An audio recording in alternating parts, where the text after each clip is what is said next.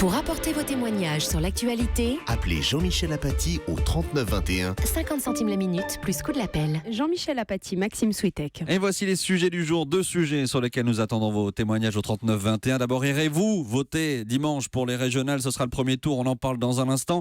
Mais pour commencer, Bernard Tapie, il doit rembourser Jean-Michel les 404 millions d'euros qu'il a touchés dans l'affaire Adidas Crédit Lyonnais. Ah oui, quel feuilleton, ça fait 20 ans qu'on en parle, rebondissement judiciaire, des indemnités qui avaient choqué en 2008, un préjudice moral évalué à 45 millions au profit de Bernard Tapie. Donc Bernard Tapie, nous en avons tous parlé, nous avons tous une opinion sur le personnage et là, la justice lui demande 404 millions d'euros. Lui-même dit, c'est beaucoup.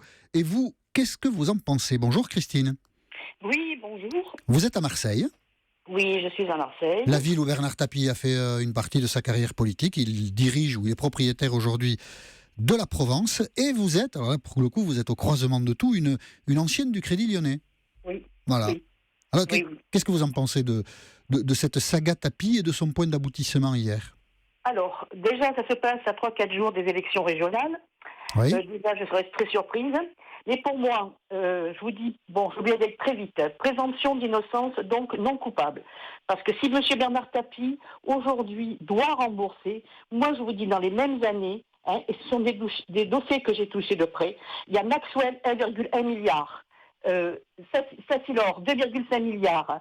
La Russie, 4 milliards. Olympia New York, 2 milliards. Metro Goldwyn Mayer, 12 milliards. Alors, effectivement, aujourd'hui, M. Bernard Tapie, je veux dire, excusez-moi Christine, vous pensez que quand la justice, parce que en fait Bernard Tapie n'est coupable de rien, vous parlez de présomption d'innocence, mais oui. Bernard Tapie dit c'est le Crédit Lyonnais qui doit être condamné. Voilà, c'est ça. Bernard Tapie dit le Crédit Lyonnais m'a grugé. C'est une opinion que vous partagez. Exactement, et je la partage entièrement. Et pourquoi? Pourquoi? Parce que et surtout qu'on parle d'Adidas là. D'ailleurs, M. Bernard Tapie, je vais vous dire, moi j'ai une petite retraite de 1 400 euros, je vous dire, je suis pas riche, mais je suis pour la justice. Et dans cette histoire, M. Tapie, aujourd'hui, fait bouc émissaire de toutes sortes d'affaires scandaleuses qu'il y a eu où le Crédit Lyonnais a participé, donc d'ailleurs avec la participation de M. Jean-Yves Aberer qui a remboursé 1 euro au Crédit Lyonnais. Bon, je ne parle pas après de tout ce qu'il y a eu. On va pas s'étendre. Mais je vous dis, M. Bernard Tapie, la question était quoi déjà là où nous étions en train de me demander? Non, la question, je vous disais, mais vous y avez répondu. Est-ce que c'est le Crédit Lyonnais qui a été en faute par rapport à Bernard Tapie?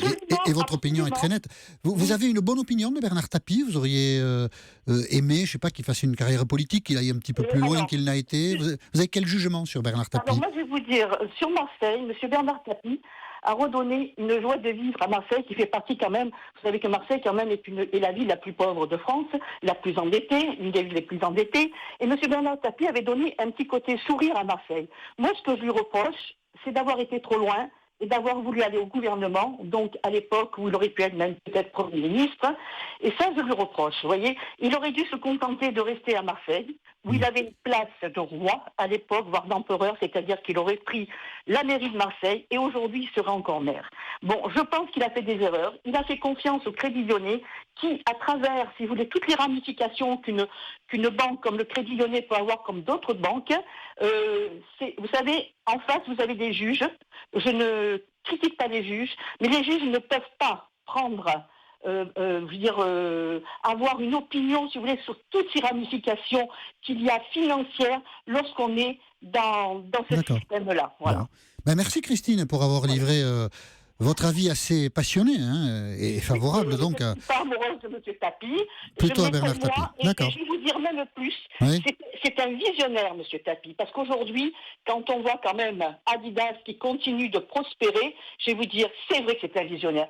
C'est vrai que c'est quelqu'un d'intelligent, mais qu'il fasse le bouc émissaire par rapport à tout le monde, à d'autres affaires qui sont scandaleuses et qu'on a enterrées, je dis non, il doit être innocent. Pour moi, il y a toujours présomption d'innocence, donc il est non coupable. Les coupables ne sont pas... Voilà, ils sont ailleurs, les coupables. Voilà. Ils ne sont pas là. Merci Christine, je vais vous souhaiter une très bonne après-midi à Marseille. Merci. Et merci d'être intervenu sur l'antenne d'Europe 1. Au revoir. Bonjour Olivier. Bonjour. Vous êtes à Melun. Oui, merci de m'accueillir. Alors vous, ça vous a toujours passionné l'affaire Tapie? Et je ne sais pas pourquoi, mais je me suis pris de... Alors, je suis désolé, j'ai pas révisé pour aujourd'hui. Hein, Non, mais sans mais doute je vous suis avez tout dans la assez tête. content. Ouais, J'ai un petit peu. Alors déjà, je suis pas marseillais, je n'ai aucune affinité avec Monsieur Tapi. d'accord. Pour moi, c'est une histoire de petits requins contre de grands requins. Mhm. Je ne connais pas la personne, donc je ne sais pas ce qu'il est. Mais par contre, sur le fond et sur la forme, je n'ai aussi comme information que ce que les médias ont bien voulu nous donner depuis une vingtaine d'années. Et alors? Et je ne dirais que deux choses. Je pense que Bernard Tapie, effectivement, s'est fait flouer par le Crédit Lyonnais, mais comme ça se passe beaucoup dans les milieux d'affaires, je t'achète, je te revends, et si t'es pas assez malin pour voir que je vais faire mieux que toi, tant pis pour toi. Sauf que là, Bernard Tapie, c'est le petit pousset qui s'est pas laissé faire. Mm. Le Crédit Lyonnais a pensé qu'il s'essoufflerait, il s'est jamais essoufflé, voilà pourquoi on en est là aujourd'hui. Si Donc les vous, gens avez, veulent vous savoir... avez de la sympathie un peu pour, en tout cas pas pour Bernard Tapie, mais pour cette attitude-là face au Crédit Lyonnais. Le petit contre le gros, en France, on aime bien. Donc moi, ça me fait plaisir. Maintenant, encore une fois, j'ai pas d'affinité avec Bernard Tapie. Non, non, du tout, j'entends. Après, si j'engage vos auditeurs à regarder une vidéo sur Internet, Oui, qui est la vidéo de la commission Courson, oui. qui s'est tenue après l'arbitrage. C'est extraordinaire. On a sommé Bernard Tapie de venir se présenter devant un parterre de gens dans lesquels il y avait François Bayrou, François Hollande et plein d'autres gens. Mhm. C'est filmé, ça dure 3 heures, c'est un monument. Et Bernard Tapie, on l'attaque sur tous les points, et point par point, il a à chaque fois Une réponse, un argument. Une réponse de tribunal. D'accord. Vous n'imaginez pas le nombre de petits procès, de procédures qu'a mis le Crédit Lyonnais en travers de sa route, comme font tous les gros quand ils veulent essouffler un petit. Et en première instance, à chaque fois, il gagne. Et c'est pas Bernard Tapie qui le dit, c'est les résultats qui l'amènent à la commission. Donc il vous a C'est-à-dire que toujours c'est un des peu comptes rendus bluffé, d'audience. Tapie, en fait. Vous Mais n'avez pas d'affinité avec lui, j'entends, mais quand Non, même, mais voilà, vous non, trouvez mais quelque chose d'assez spectaculaire dans le Non, personnage. c'est pas ça, c'est pas dans le personnage, c'est dans le fait que le Lyonnais se soit autant Ouais. investi dans l'histoire, alors qu'à chaque fois qu'il est passé au tribunal avec Tapie, il s'est fait aligner en première instance. Le Crédit Lyonnais. Regardez cette vidéo, c'est incroyable. C'est à partir de là que je me suis passionné du truc. Et la D'accord. deuxième chose, Ouais. c'est que Monsieur Courson, qui est un très bon chien de garde des finances publiques, quand on n'est pas de son côté, c'est pas très bien, mais c'est un monsieur qui fait visiblement très attention. En 2000, fin des années 2000, de 90, début des années 2000, il était d'accord pour un arbitrage, parce que l'histoire de l'arbitrage, ça date peine de Monsieur Jospin. Mhm. C'est une patate chaude qu'on se repasse depuis longtemps. En 2001, je crois, Monsieur Courson était d'accord pour un arbitrage à 113 millions d'euros, si je me souviens bien. Il était d'accord sous le gouvernement Jospin. On n'est pas sous la droite, il n'y a pas Oui, encore j'entends. Sarkozy, etc. Et sauf qu'il voulait, dans l'arbitrage, que Tapie perde son hôtel particulier. Et Tapie a dit, vous m'emmerdez, moi, mon hôtel particulier, c'est chez moi, vous allez vous faire cuire un œuf. Et- Du coup, c'est reparti. Mais Ouais. même le député Courson qui est contre cet arbitrage final était d'accord pour en faire un en 2001, je crois. Mais Olivier, vous trouvez que ce qui a été décidé hier, Oui. verser 404 millions d'euros, c'est injuste par rapport à Non, Bernard Tapie? Ça vous fait de la peine? Vous avez une opinion? Alors, ça me fait de la peine pour l'homme parce que mettre un mec par terre et le piétiner, ça m'a toujours fait du mal, sauf si c'est Hitler. Mais sinon, il faut que les choses soient toutes proportions gardées. Je D'accord. suis d'accord pour dire que les 45 millions de dommages, c'était disproportionné. Mais maintenant, il faut bien, à mon avis, pour comprendre l'histoire, il faut bien se dire que c'est des requins contre des requins. Il n'y a aucun... personne ne touche terre dans cette histoire au sens commun, ou peut-être des gens comme moi.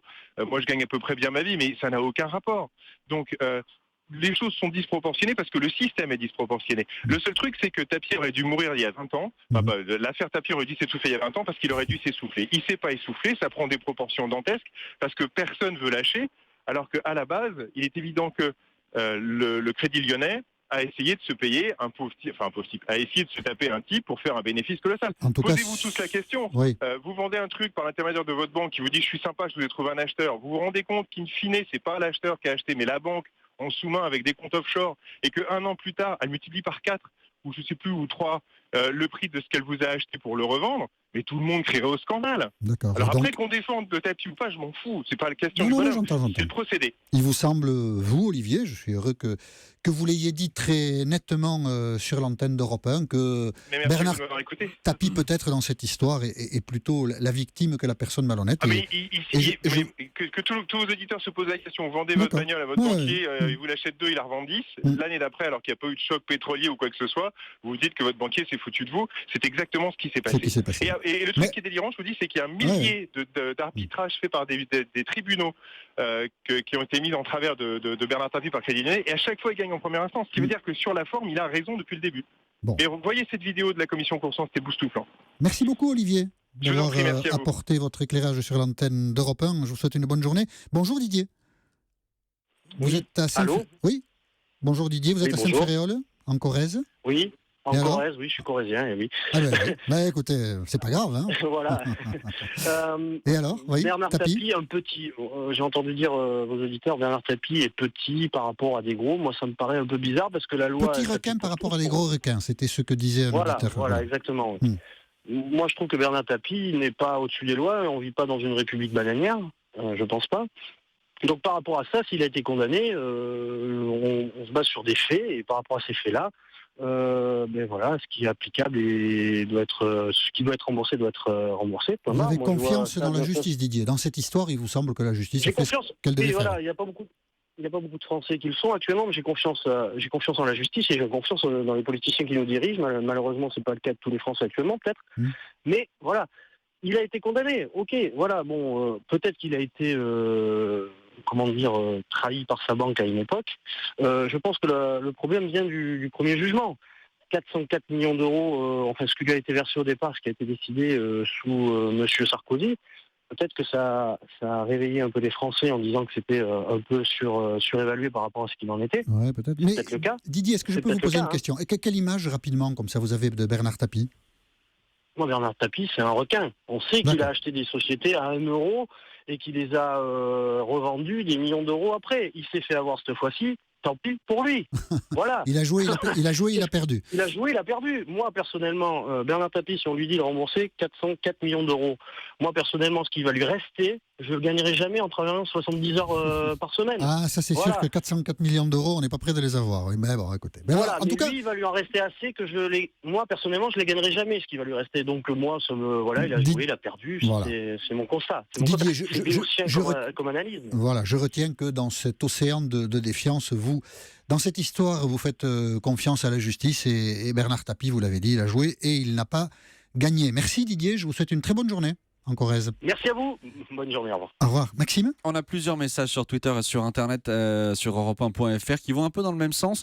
Message notamment de Cocomic qui nous dit « Tapie s'en est toujours sorti, je suis sûr qu'il réussira à rebondir une fois de plus. » Oui, c'est ça. On n'imagine pas du tout que Bernard Tapie soit à terre, il est résistant. Il suscite ici et là quand même pas mal de sympathie et nous étions heureux de recueillir vos témoignages sur l'antenne d'Europe 1. On fait une petite pause et on se retrouve dans quelques minutes. À tout de suite. Pour apporter vos témoignages sur l'actualité, Appelez Europe 1 au 39 21. 50 centimes la minute plus coût de l'appel. Jean-Michel Apathy, Maxime Switek. Et nous vous avons posé une question extrêmement simple au 39-21 ce midi. Allez-vous voter dimanche pour le premier tour des régionales? Allez-vous voter dimanche, Maxime, pour le premier tour des régionales? Oui, et vous? Oui. Pour qui? Je vous le dirai pas. Et vous, Anissa? Oui, bien sûr. Bon, pour qui? Je ne vous le dirai pas. D'accord. Et vous non plus, vous le direz pas? Non, bah Bon, non. très bien. Bonjour Édouard. Oui, bonjour. Bonjour, monsieur Apathy. Vous êtes au Ménil-en-Tel, c'est ça? De Ménil-en-Tel, oui. Dans l'Oise. Vous allez voter? l'Oise. Vous allez voter, vous, dimanche? Oui, tout à fait. Vous votez tout le temps? Oui. Oui, absolument. Vous êtes civique, vous n'avez pas loupé des trucs, il n'y a pas des moments où vous êtes dit « Oh mince, non, j'y vais pas ». Sauf quand j'étais à l'étranger, j'ai pas fait les efforts pour les D'accord. préparations, mais bon. Bon, mais là, vous allez voter, vous avez épluché les programmes, vous avez fait... Oui, oui, oui. D'accord. Et vous avez trouvé votre bonheur? Me le dites pas forcément. Écoutez, Me le dites pas forcément. Hein. J'étais content de remuer le panier de crabe en me disant, pour une fois, je vais... Ah ben dis donc, le malin, je vais voter FN. Et puis, Oui. grâce à une parole qui a été prononcée il n'y a pas longtemps, ou bien par la trop jolie Marion ou la trop jolie aussi Marine, je ne sais plus qui l'a dit, a dit une parole qui m'a fait penser à ce qu'Albert Camus disait, c'est-à-dire mal dénommer les choses et du malheur ajouté au monde, ou quelque chose comme ça. Oui, il y a une phrase comme ça de Camus. Ouais, oui. voilà. Mais c'est-à-dire, c'est quel propos qui vous a choqué? Alors tout d'un coup, elle a dit, ça m'a pas choqué, ça m'a remis vraiment les idées à l'endroit. Elle a dit, le problème, c'est les musulmans, c'est l'islam. Ah oui, les conditions, on peut être français et musulman sous certaines conditions, c'est ça. Elle a dit ça ce début de semaine. J'ai entendu, le problème c'est l'islam. Mais non, nous avons des tas de copains qui sont musulmans, c'est pas le problème. Le problème c'est ce qu'on appelle, ce qu'on devrait appeler la folie, le délire, le passage à l'acte, même pas la radicalisation, parce que c'est trop...